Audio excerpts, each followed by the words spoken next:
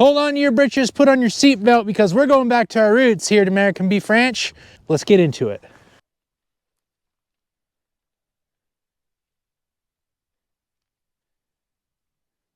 Welcome back to American Beef Ranch. My name is Jesse. Thank you guys for stopping in and watching this video. We got to go back to our roots, not only here at American Beef Ranch, but also as a country, as a food system, as a farming community. We have got to go back to our roots, and what our roots are is super important to our health and our wellness and our security and our ability to feed a large population in times of struggle. It is super important that we get back to our roots. Now, behind me you see my farm, my humble farm. I have 500 acres here in South Central Idaho. I got about 185 of that is irrigated. Where we irrigate, we can grow crops. Whatever crops you grow in Southern Idaho, we can grow here.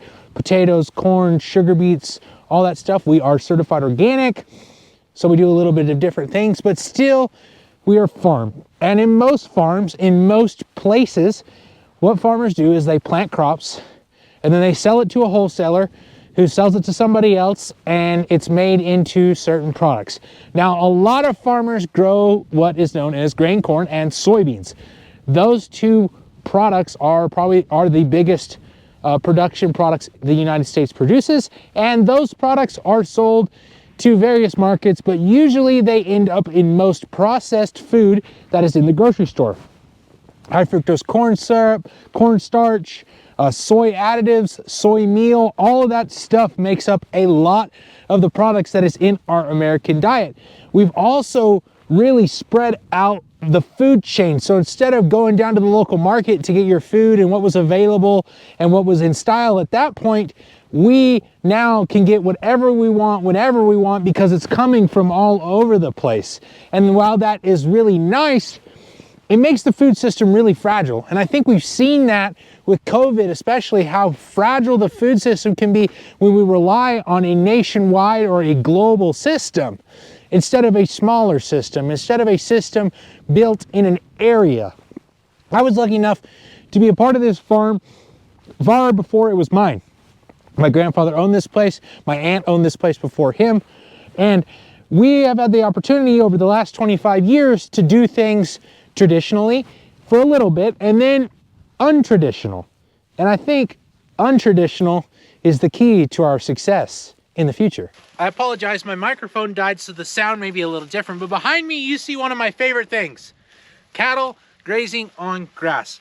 I've had the opportunity to be a part of this operation as a ranch. See, before me, we didn't really farm anything, we just were a ranch. But in doing so, I had my hands literally involved in raising over 1,000 grass-fed and finished steers. And we started back in 2007 when grass-fed and finished was not cool. It was just kind of this idea really back then at that point. But we knew there were some health benefits, and we knew that long-term it was a product that probably was going to gain popularity. So we got into it and we went through the entire system where it was a terrible product. It was chewy, it was tough, it was gamey, till it was a little bit better. Most of the stuff was pretty good, but some of the tougher cuts still weren't that great, to the point where it was such a good product that if you did it right, I feel like it compete with tenderness and quality of pretty much any steak in the world. Well, we're not talking Wagyu, but we're also not talking Wagyu prices.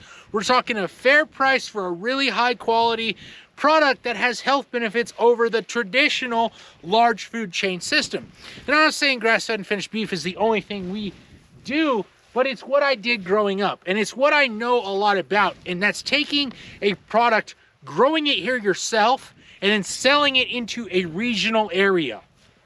And in that region, you had consumers. And your region could be 30 miles or it could be 300 miles, but it's within an area of your production.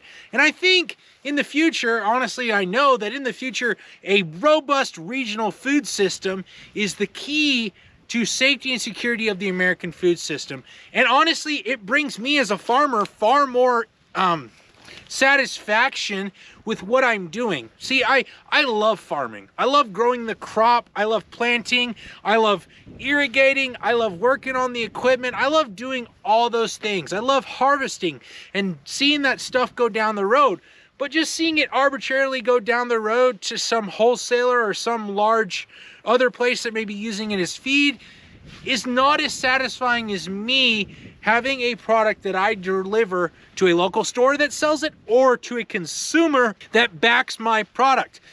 I really enjoy that interaction, and luckily for me, with our egg business getting off the ground, we've really gotten back to that. We're into the local stores. We're selling those eggs into the local consumer market. And as we've seen with the egg price in 2025 right now in the first week of February has really shot up, because we're regionalized and not affected by as much of the national market, we've been able to keep our prices fair and the same. And honestly, they're getting a better product. They're getting a egg product that is pasture raised on organic pastures, that they're not certified organic because the hens have to be certified from the beginning and these ones are not, but they're fed a good diet on an organic farm. And they're outside, they're out breathing air, they're out pecking and scratching and doing chicken things, which is awesome. Same thing with raising the cattle on grass. They're out on grass, eating only grass because that's what they're designed to eat. And in my philosophy, as Americans and as farmers, it is so much more fulfilling, while it is more work, to start to move our products, especially in the size range under, 500 acres or so, into a consumer model. And I'm not saying do it all in 1 year. You got to do it in baby steps like we've talked about before. If you have 100,000 bushels of corn that you sell off somewhere, maybe you keep 5,000 bushels of that, bag it and sell it into the local market or through the local co-op. There's a lot of different ways to kind of get your feet wet. And unless you start, you'll never even begin to figure out how to do it, because it's not something easy. If we want to continue as Americans to have a safe, robust food system, it's going to have to become more regionalized. And once it becomes more regionalized, our food's only going to get better. And hopefully for guys like me, I can help push my farm to the next level and honestly, financially support my farm in a way that makes sense for us to continue, because as you guys know, right now in the first week of February, I still don't know if I'm going to be able to farm in 2025. I only hope that pushing a farm to the next level and becoming more regional and more direct to consumer can help me in the long run get those crops out to you people. Guys, my name's Jesse. This is American Beef Ranch.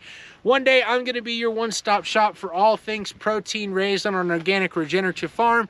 Thank you for watching this video, and make sure you stay tuned for the ride, because it's going to be a wild one. God bless. Have a wonderful day.